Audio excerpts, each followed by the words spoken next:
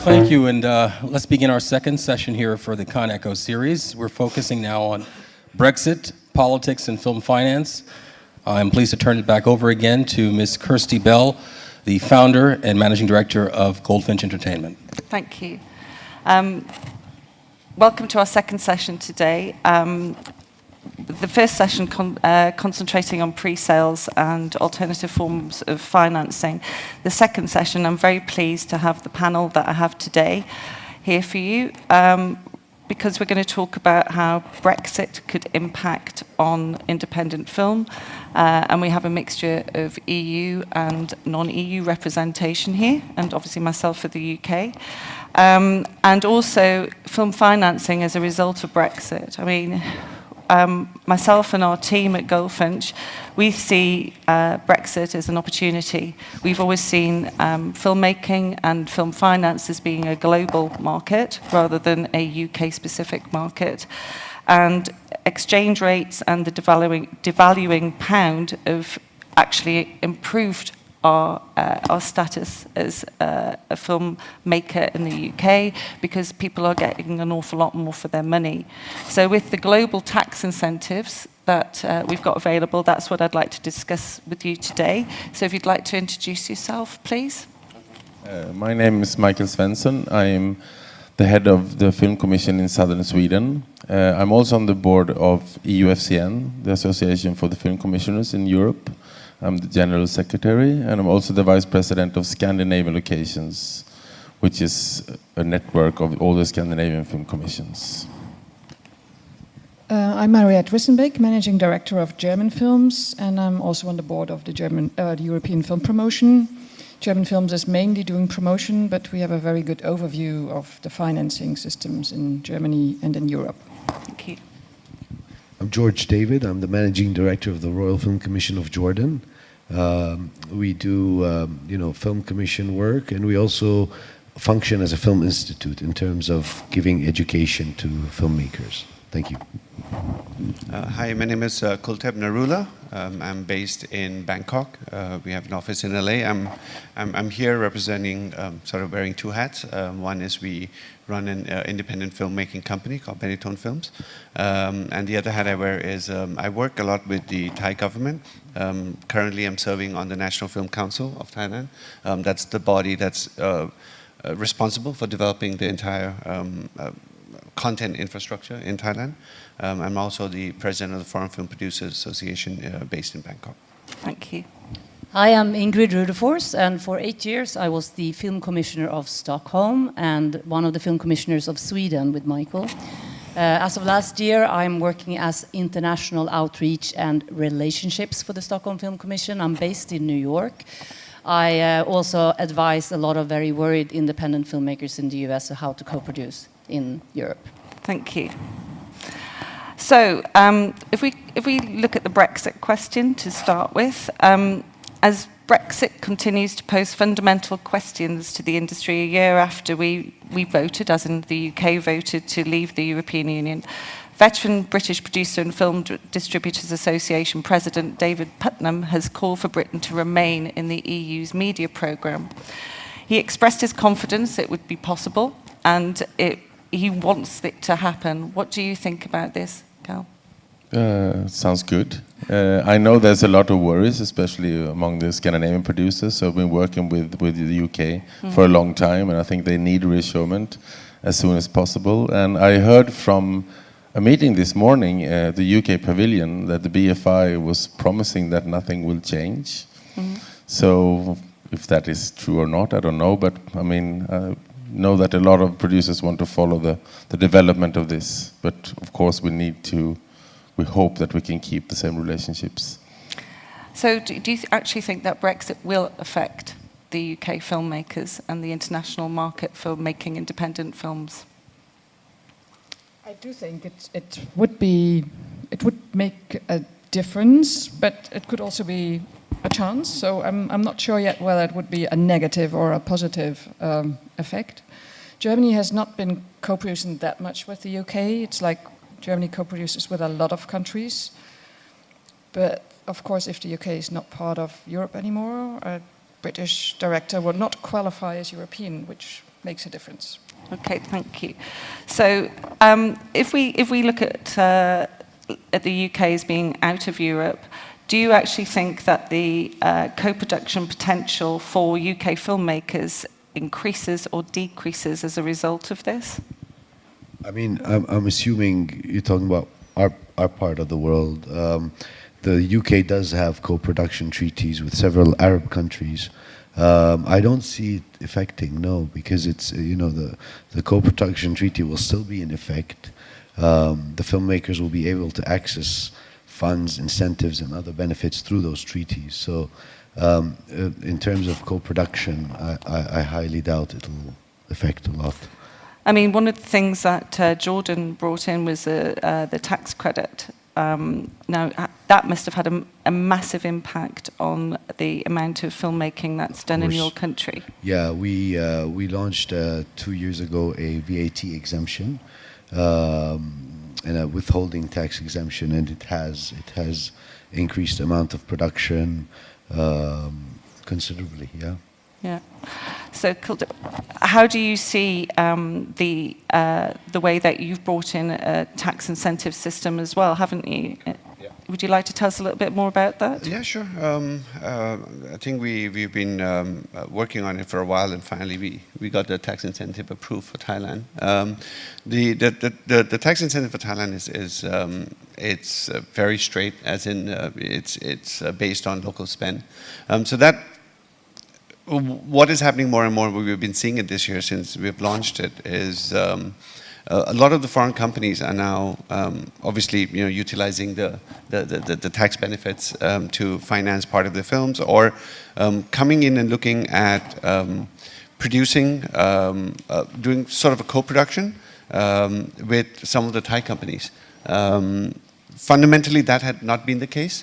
So now and I guess a lot of the people from the Asian region, you know, Singapore, Thailand, or I mean, for that matter, China, we're always trying to package films and try to find ways to take it to the international market. I think traditionally what was happening was most of the content within that region was being produced just for the region itself, but now we are seeing more and more of co-financing and co-producing and cross-cultural films that are coming across the table. So I think that the tax incentive, I mean, like any other country, you know, it just makes sense. It's good for the economy, it's good for the industry. So I'm glad we have it, and hopefully we see more and more co-productions, you know, take advantage of that. And your system on the co-production side of things, does it have to be stamped as an official co-production in order? No, we don't. No, our market, we look at it mainly as foreign money coming into Thailand to qualify for the incentive. It's a bit different. And how much would that have to be? A minimum of $1.5 million. Right. Yeah, okay. and then you get a 15 up to 20% back on the local on the foreign money that comes in. And do you tie up the distribution with that as well? You know, different models. I think it's the distribution part of the business doesn't really happen much in Thailand, per se, right? Because that's not the big market that people are distributing to. So I think distribution model, again, is looked back worldwide, but it's not tied into the incentive programs in general. And do you have to use workers from indigenous workers, or can you use crew from all around the world? You can, as long as you spend locally, 1.5, yeah. Hiring a Thai company or a Thai crew. So it doesn't qualify for your actors, for example. Above the line is not included in that spend. Okay. So it's what you spend locally. But Thailand, I mean, it's a very cost-effective production center in general. As an industry, each year we get 700 foreign productions coming in. So wow. It's big. Yeah. Yeah. So I'm talking about movies, commercials, TV series, everything else put together. Yeah. So Ingrid, with your role, how are you driving more co-productions into your region? Well, we are one of a few countries in Europe who do not have tax incentives. So our funding through co-production, getting access to our national and regional film funds is essential. And as Mikael said, our Swedish producers have worked very well with the UK and Irish producers and German producers for years. And we hear a lot of worry about the UK, of course, and Brexit. And I think people read papers and they read the internet. So that's why a panel like this and places like Cannes is excellent to actually get people to stop being so worried. Because to co-produce is a lengthy procedure. You need to be married to that person for 4 or 5 years. And if you're going to worry about even getting engaged to that UK producer to start working together, that's a worry. So we need to make sure that people feel safe. I think that's right. I mean, you've just mentioned something very important, though, that you don't have a tax credit system at present, so you're relying on your government. Do you think you'll ever bring in a tax credit? Well, Mikael and I have been working on this for 8 years, walking around Cannes to Jordan and Germany and with our government, like the ministers. And it's slowly happening. But because they have to do things from the beginning, they can't read all the other, like the German or the French, research on it. So they have to do their own research. So we had been promised January 2018, but now they have to do this whole own research plan. So hopefully January 2019, which means that we can start working towards foreign countries in another way. What impact do you think it would have? I think it would have a large impact. We can see it now because our neighbors in Finland and Norway, I mean, the day they started using tax incentives, they got questions from all over the world. The doors in Hollywood opened up suddenly. They could visit anyone in Hollywood. They opened the door for them. And we can already see a lot of projects coming in. So it's really, really important. And we are in between, and we are the sad, sad neighbor. So Mariette, you mentioned earlier on that you don't have an official co-production with the UK at the moment. Do you think that could be something that will happen as a result of Brexit? Or do you think it actually matters? Because the productions that we see, where there's a German co-financier, the German distribution's tied up with the deal, but it doesn't seem to be a problem that there's no official co-production. No, I don't think it is a problem. And there are different schemes in Germany. You have also like an automatic scheme, the DFFF as it's called, which has many millions in it. And if you have a German co-producer, even without any treaties or anything, you can use this big budget.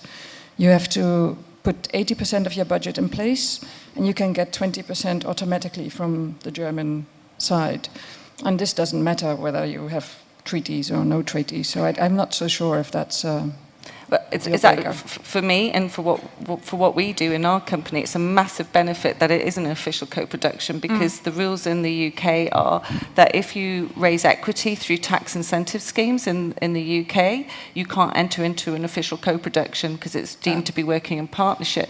So it's actually very important that you don't have that for the way that equity is generally raised in the UK. So if you think about what Ingrid and Mikael are talking about, you've experienced what's happened in Jordan since you brought in your tax credit system. So would you like to just tell the audience how that happened? Of course. Well, yeah, I want to reiterate that our current tax break is a VAT exemption. Very much like what happened in Sweden, we've been trying to lobby for a proper tax incentive for over 10 years now. And, to no avail as well until last December, when we organized a familiarization tour. We invited representatives from the big studios, the big production companies, to visit Jordan to see the production facilities in Jordan, the infrastructure, but also to help us lobby our government for an incentive. And it actually worked. A few months later, our government requested a pitch, and we pitched last December, and we can't say anything officially, but we should be, we're in a good place in terms of but the incentive that was mentioned before is a VAT exemption. Yeah, one of our clients actually. Which also helped a lot drastically. We also have the challenge of the misperception of security that also held back production in Jordan. So that's another way, you know, in many parts of the world for different reasons, you know, countries face that, where, you know, there's now, well, we all face it. But that's another function of a film commission, is to reassure, to work with the security forces and to reassure the producers that they'll be safe when they come and film. I think that's exceptionally important, especially if somebody's unfamiliar with a country and the language and all the rest of it, is to have a very active commission who's going to look after everybody. We had actually two of our Goldfinch films were filmed in Jordan, Kajaki and Tiger Raid. I think Kajaki was the first one to take advantage of the VAT. Yeah, and the producers on both of those films were absolutely astonished at how they were looked after. They were over the moon. It made their life so much easier, and I think that's a really big message to get out to people. Anybody from any of your countries are coming to. We didn't prepare this beforehand.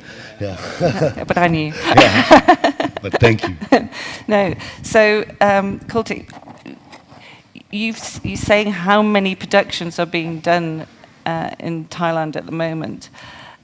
Is that a problem? You know, that seems like an awful lot of filmmaking happening. I don't think it's been made anywhere else. I mean, it's, yeah, like I said, it's foreign production. So we're talking about films, we're talking about commercials, you know, TV commercials, series, and all of that put in together. But Thailand has a very robust film infrastructure.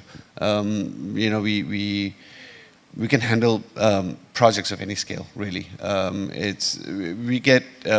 You know, we used to get a lot more of the bigger Hollywood, you know, studio films come to Thailand, but because we have not had this tax incentive for the last 5 to 7 years, where, you know, every country was competing to get them, we did lose steam on that front, but now I think it's coming back again. But to answer your question, I think it's like right now that we have roughly about 200 companies that are registered as providing services to foreign films coming into Thailand. So, and the crew is really amazing. I mean, if you talk to people who have shot in Thailand before, you know, they can't wait to go back. So I think we are very apt to handle, you know, different kind of scales of film. So yeah, no, it's not an issue at all. I mean, the more the merrier. This year itself, we've increased the shoot by about 15% in the first quarter. As compared to last year. And Ingrid, how are you looking after your independent producers that are looking to shoot?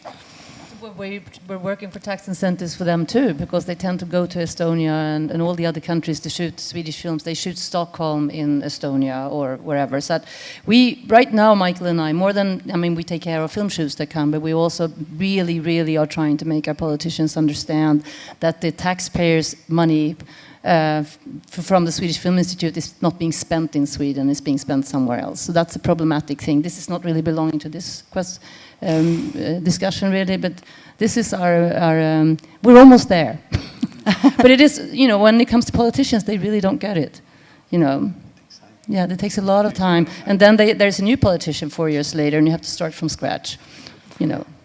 I think that's the problem, is that you've got no continuity there. So yeah. you can't drive it unless it's in a specific point of time. Yeah.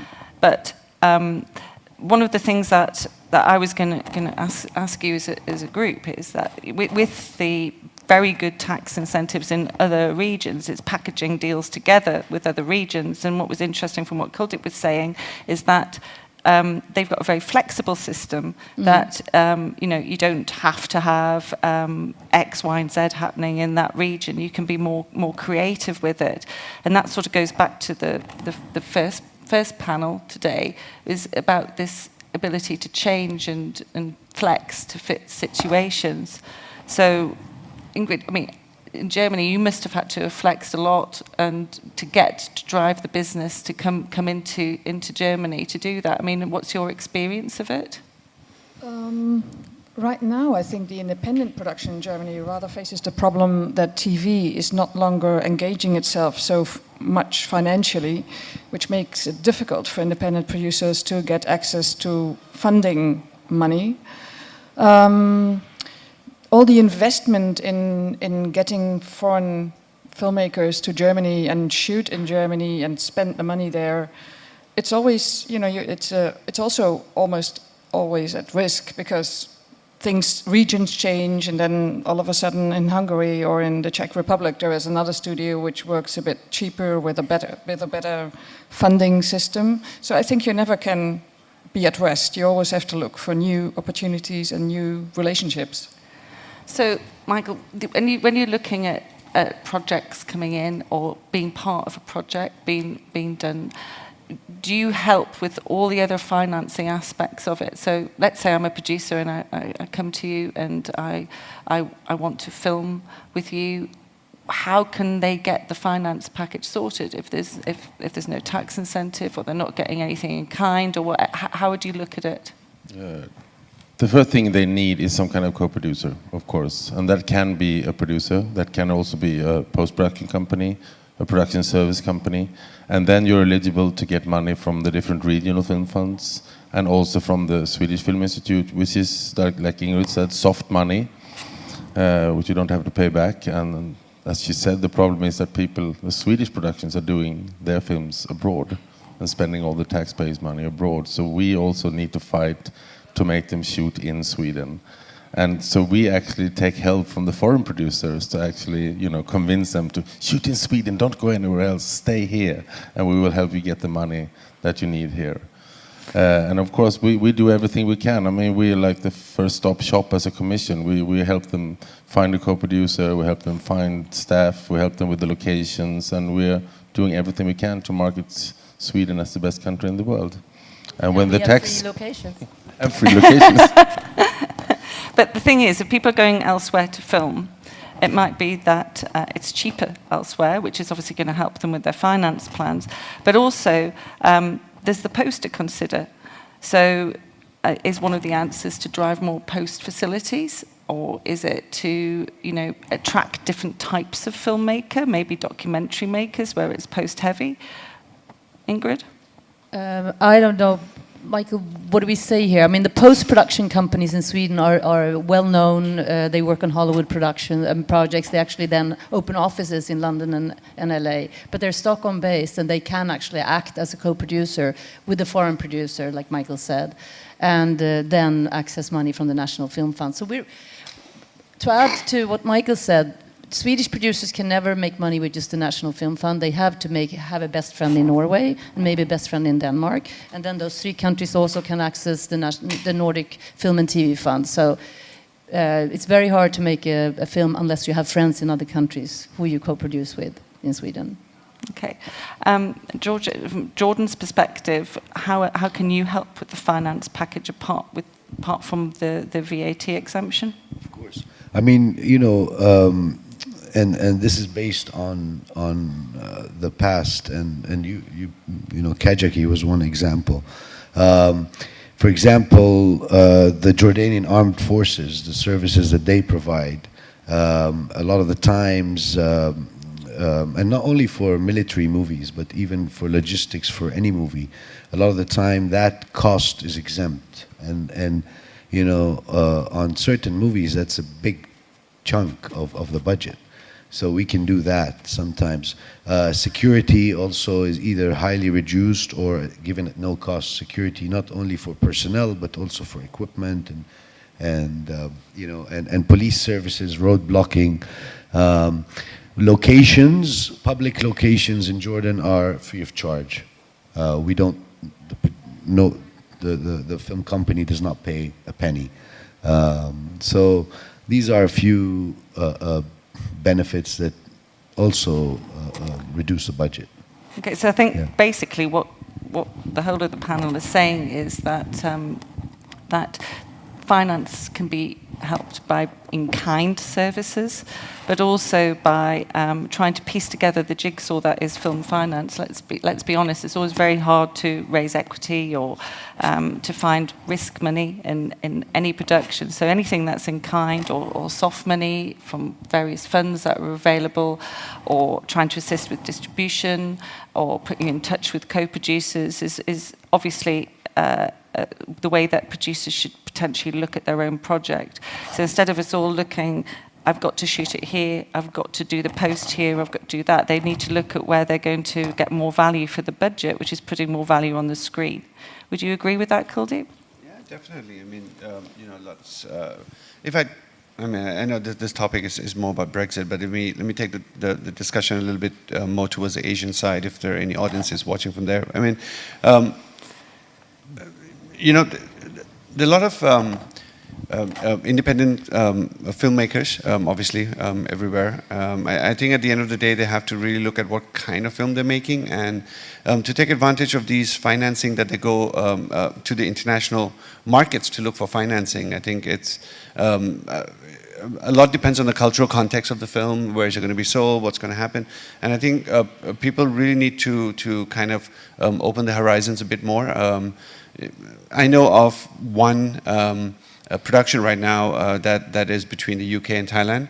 They're talking, it's non-governmental, it's just a private fund that, it's a English language film, but based on a Thai story, you know, written by a Thai author. And so, you know, they straight away went outside of Thailand to look for financing. And then I think, you know, because of the connections and whatever, it ended up at the UK. But look, you know, it's just so many different ways to do it that we've been discussing it. You know? Yeah, thank you for that. I mean, just to tie everything up, because we've run out of time, unfortunately, it's just really making the point, all of you sitting here are saying exactly the same thing. We're global, and we should look at the financing of independent films as a global exercise rather than just an indigenous exercise. And I think that's what the message is. All collaborations will, now I'm going to be really corny, but then the world will be more peaceful if you work with your neighbors and you realize that a Jordanian little family story will be very similar to a Swedish little family story, and you're telling similar stories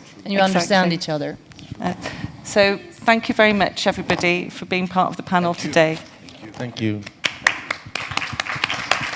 Thanks.